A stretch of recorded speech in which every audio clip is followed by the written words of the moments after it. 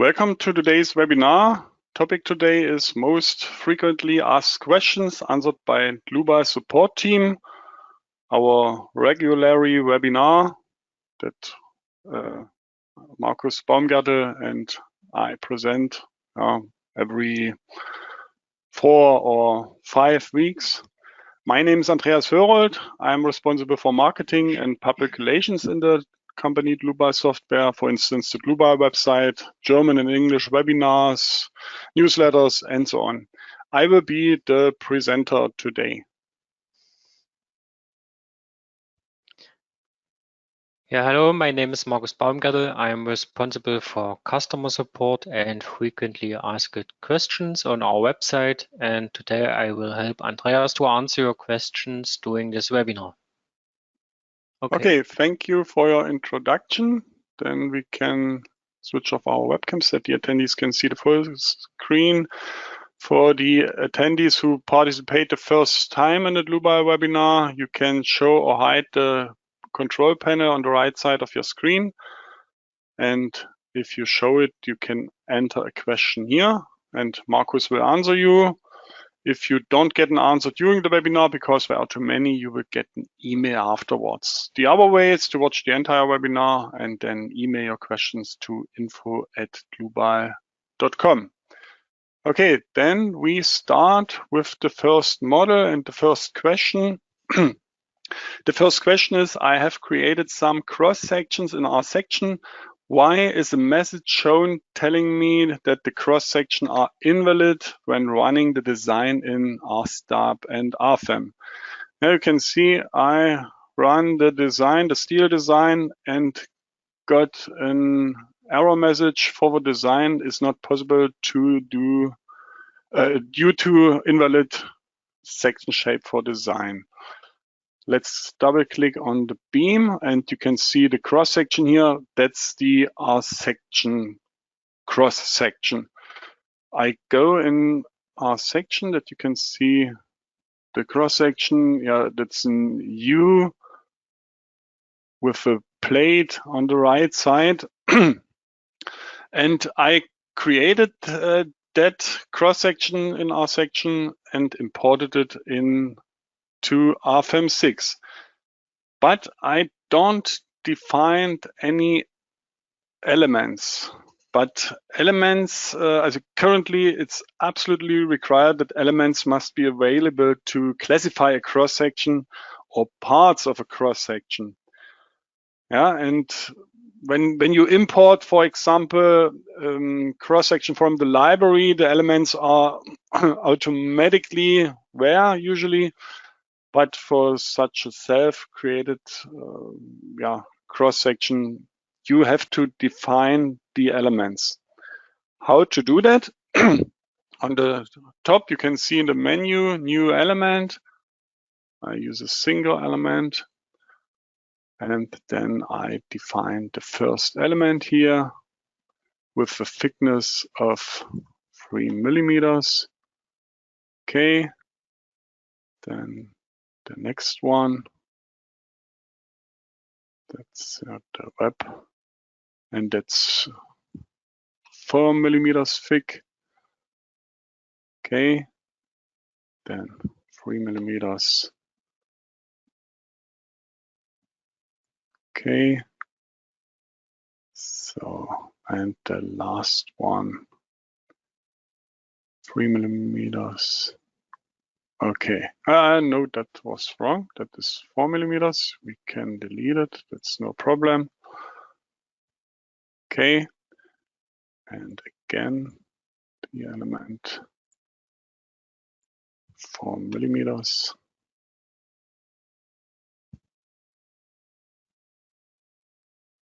So, okay, that's all. Then I can calculate the cross section again that we can see all is fine. All is fine. And I say file save as. Okay. Cross section with elements this time. I overwrite the old one. So, okay. And then I can go to RFEM 6, double click on the beam, for example, go to section, and I edit the section. So I go to the library here at the top. Okay, and I select from R section. And I choose the cross section with elements this time. Okay. Okay. And now the design should be possible. Yeah, those elements are necessary for the classification of the cross sections. You can see, for example, when you go to the section proof, and you can see the section classification here. Yeah, all formulas from the standard and so on.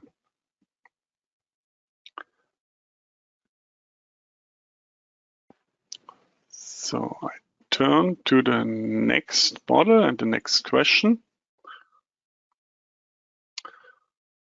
The next question is, why is my cross-section non-designable? Now you can see the error message from the steel design add-on. Maximum allowable thickness of material exceeded. So we can double click on the member and go to the section. And I can, let me introduce the cross section. You can see it's a fictive cross section with a very thick upper flange. He's 45 millimeters thick. And when I go to the material, you can see there are only values until a thickness of 40 millimeters available. Yeah, and how can you correct that? There are two possibilities. The first possibility is to go to the main tab and check here, user-defined material, and then you can enter the values here, the values for the maximum thickness and the yield strength. But the better option is to use a new, or to modify the material, or I create a new material, European Union, carbon steel, and I know in this code the S235 GR has more values.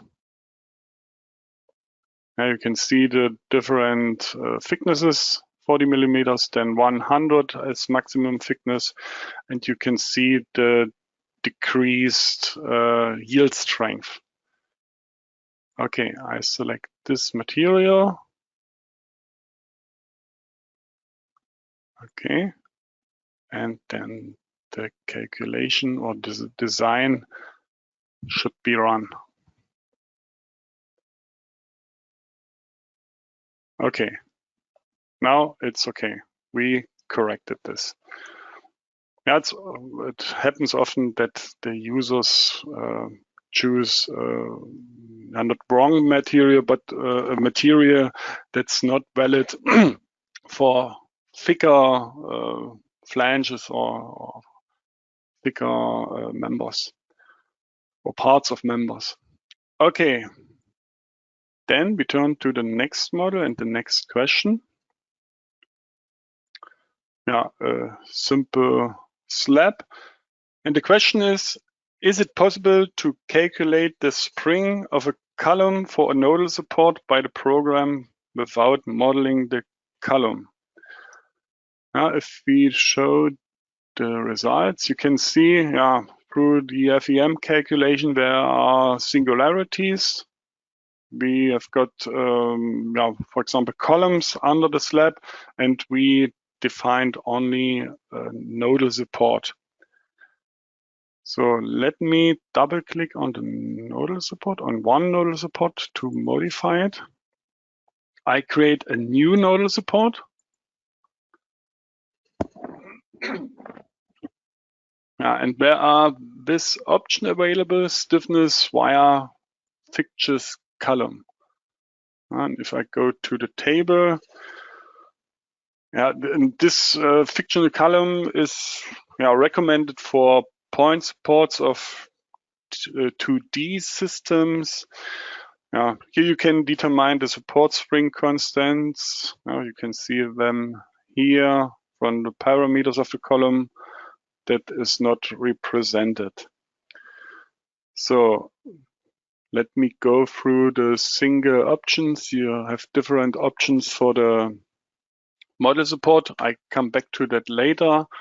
You can define a rectangular column head, circular. You can define the dimensions. I change the dimensions, and when I change the dimension, you can see the changing of the spring constants. Just take a look on them. Here. Okay. Then, for example, you can enter a different column height. Then, for example, rigid at the column base, or semi-rigid, or hinged. And you can also consider a shear stiffness of the column. Then you can choose a different cross-section of the column if it is different than the column head. Here you have to define the material. And that's quite all. Okay, I would like to introduce the different model supports here. In the first model, surface within the column dimensions is extracted and gets elastic foundations. You can see that here on the right side in the preview. And the elastic foundation coefficients are determined from the geometry and material data from the column that we defined here. So the second options is the elastic model support. And in this model, a surface is extracted and supported in a point-like manner. You can see that in the preview as well. And the support is provided with translational and rotational springs, also resulting from the geometry and materials and so on. And to consider the higher bending stiffness in the column area, the surface is doubled internally. You can see at the moment only translational springs, but when you, for example, define here rigid or here rigid for the column head, semi-rigid, then you get also rotational springs. Okay, then the last option is the nodal support with adapted mesh, and this model corresponds to the elastic nodal support, with the second one. But no springs are applied to the point-like supports. You can see that here, and you can also see that there are no springs.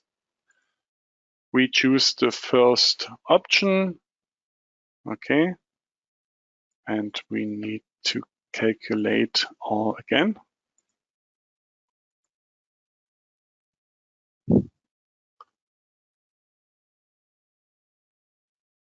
So, and you can see there are no singularities anymore for this nodal support with the fixtures column. Okay, then we turn to the next model and the next question. So, and the next question is, when I select a certain object, why aren't the associated objects shown in the navigator views? So let's go to the navigator views here left at the bottom. You can see the navigator views.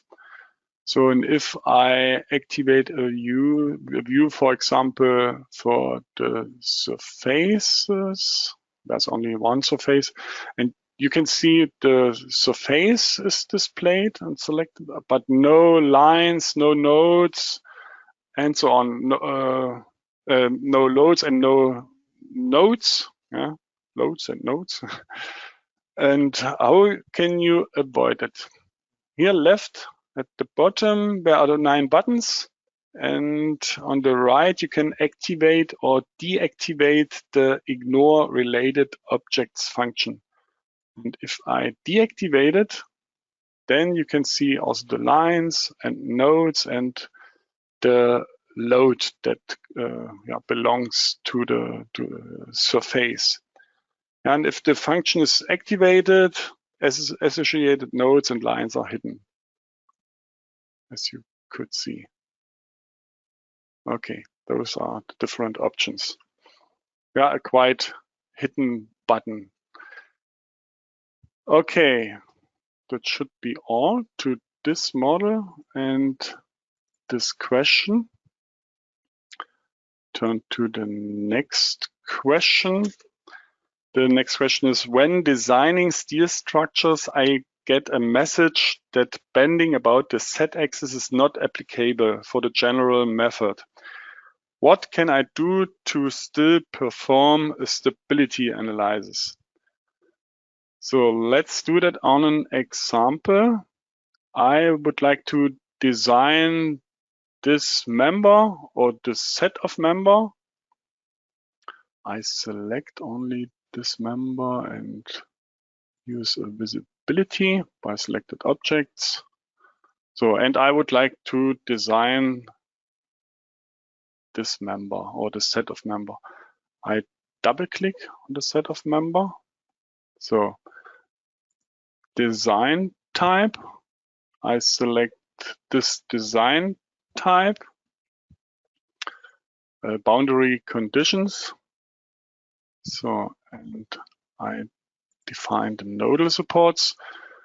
I click on the member set.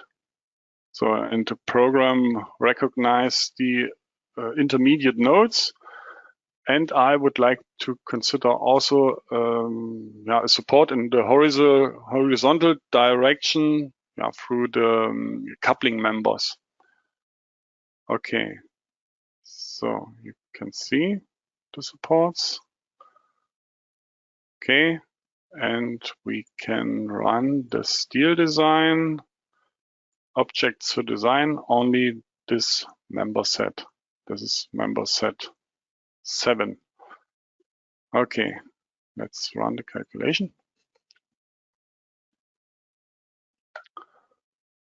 So, and now we will get the mentioned error message.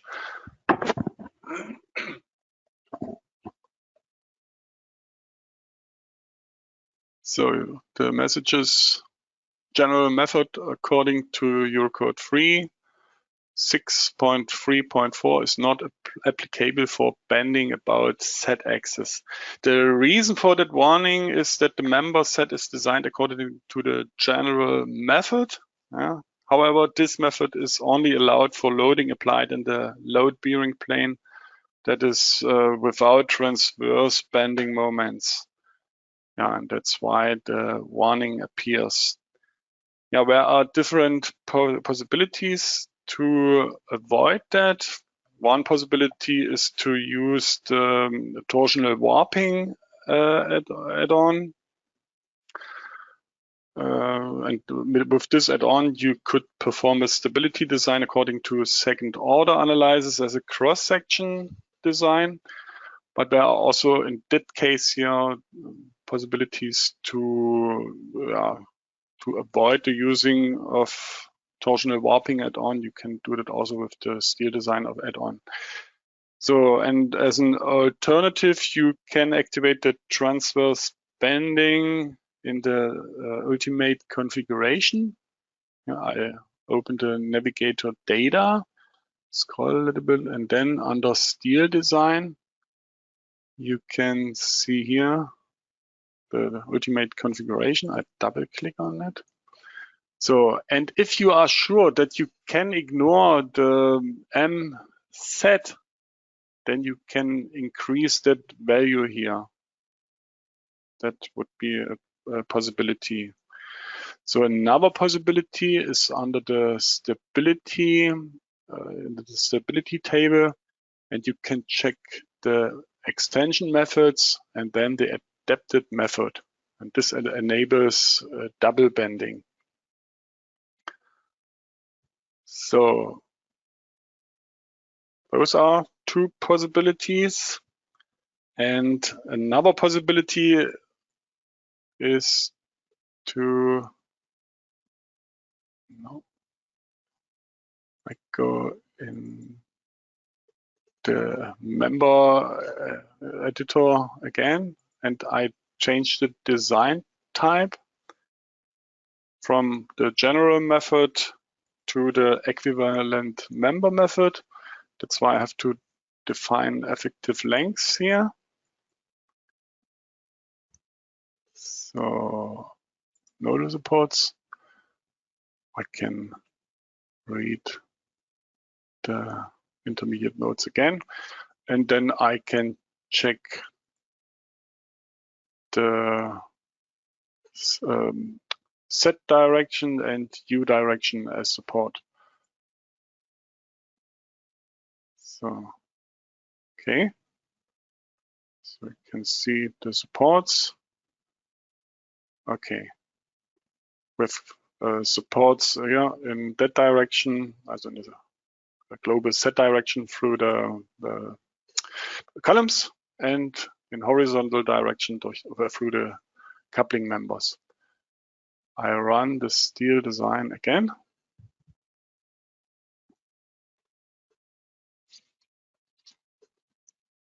So and now you can see all is fine.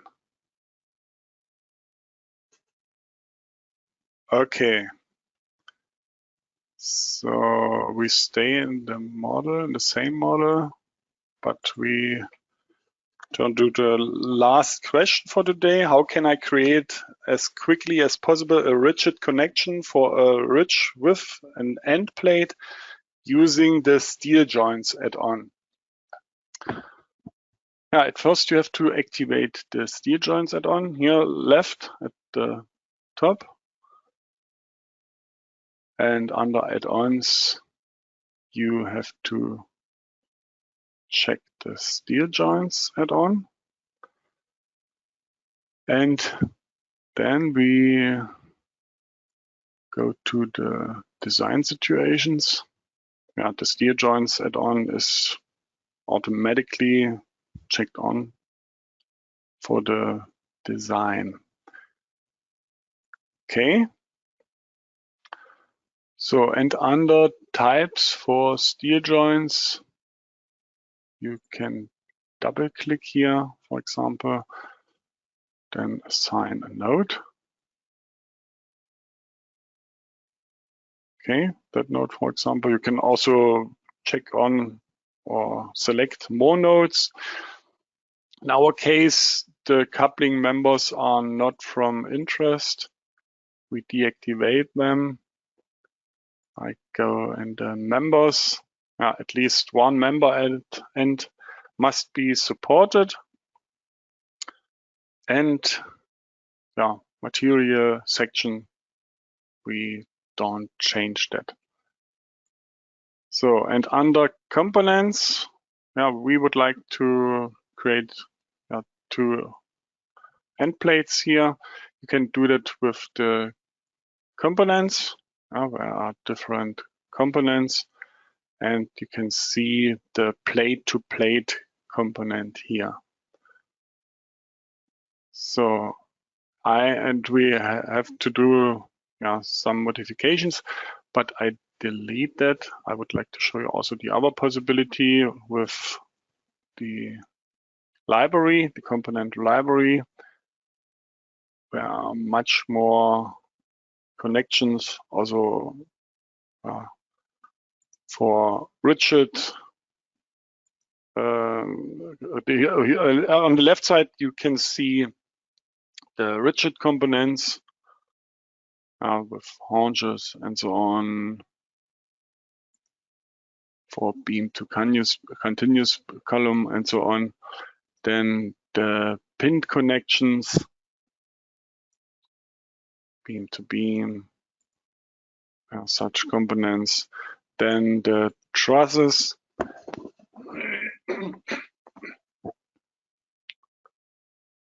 K joints, T joints, X joints, and so on, and the bracings. Now, already a lot of components. So, yeah, and of course we extend that library continuously. So we have got the category rigid and beam to beam, and we select plate to plate here. And if I apply the template, you can see the preview here, and we can press OK, and it overtakes that. So half angel is already OK. You can select also perpendicular. Yeah, but we use half. So the material should be the same as for the members, as 235. And as thickness, we use 50 millimeters. I increase the window a little bit. Okay. Also in that direction. Okay. So then for entering the plate parameters, you can use the offset or the dimensions and position, yeah, as you like. And now I enter my values here, 20 millimeters for the top offset. You can see all changes directly in the preview. You can also define a minus offset. For example, if you have got trapezoidal sheets at the top of the flanges, then such a connection or such an offset would be better. We don't have that in our example. So 110, 10, 10, 190, yeah, all the parameters are quite okay. Then we turn to the bolts. We have to select the diameter from M12 to M36 are available. I select M16 and I select the strength grade 10.9. The spacing horizontally is already okay, but we want to have 6 bolts in the sum. And I have to enter the spacings, at least the first 3 parameters, 169, 180, and the third parameter is calculated automatically. You can select the shear plane in thread or consider the shear plane in thread or in the shaft if you want. So then we have to define the welds for the flange 6 millimeters, web 3 millimeters, flange 6. And on the right side you can see which value you define. So now the lower flange, the weld of the lower flange. Okay, that's fine. We turn to the plausibility check. No errors found. So, and I can leave the dialog and we can run the steel joints calculation. To don't have to wait too long, I select only the maximum combination, number 2. So, and I can run the calculation. So, and with the calculation, there will be created a submodel with surfaces and so on. And that's quite complicated. That's the reason why it takes a short time. The calculation, I can also already switch to the submodel. I saved that previously. That's the submodel. Now you can see where I don't display the results. You can see the plate here, then the balls with such spokes, that are help members. So then here you can see the weld, the surface of the weld, and then there are such rigid links. And that's the submodel that is calculated in the background. And usually you only see the results here. The calculation is finished. I can double click, for example, on that line here. You can see all the formulas, in that case for the weld. So, and you can see also where are the formulas in the code. So, and if you click on the left side here above on the left side, results in steel joints. You can see the surface model with the results. You can deselect, for example, some parts of the results to, for example, show only the welds and the fasteners, or only the welds. Okay, and by pressing that button, the submodel, the steel joints model, will be saved. And that's the model what I showed you during the calculation. Okay. Yeah, that was all for the presentation. Before I would like to show you where you can find the recording and the models, I go back in the PowerPoint. If you want to book your free online appointment, for example, a free product demonstration, for example, for steel joints or steel design, timber design, and so on, just book your free online appointment. Or if you want to get non-binding offer, then contact our sales team by clicking that link here, or you can also scan the QR code. Okay, I turn to our website. Sorry. And under dlubal.com and news and events, you can find our webinars. So that's the webinar of the next week. We would like to introduce the pushover analysis add-on. Then in the week after next week, the topic of the webinar is 3D modeling for geotechnical analysis in RFEM 6. Then on the 29th June, new features in steel joints add-on. That's today's webinar. Okay, you will find the recording here and the PowerPoint slides already here and also the models. Okay, sorry, I was wrong. So that was all for today's webinar.